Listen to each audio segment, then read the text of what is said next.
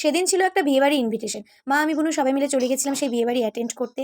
তো সেখানে যাওয়ার পরে প্যান্ডেলটা খুবই সুন্দর সাজিয়েছিল, আর এখানে একটা সেলফি জোন করেছিল। সবাই ফটো-টটো তুলছিল। তারপরে স্টার্টারে খেয়ে নিলাম দই বড়া। আমার ঠিক একটা ভালো লাগেনি আরকি দই বড়াটা। তারপরে এখানে চিকেন পকোড়া খেয়ে নিলাম সবাই মিলে। চিকেন পকোড়াটা খুবই ভালো হয়েছিল খেতে। আমি তো দুবার নিয়েছি। সমস্ত স্টার্টারের মধ্যে ওটাই ছিল খুব ভালো চিকেন পকোড়াটা। তারপরে মা আর আমি গল্প করছিলাম একটু।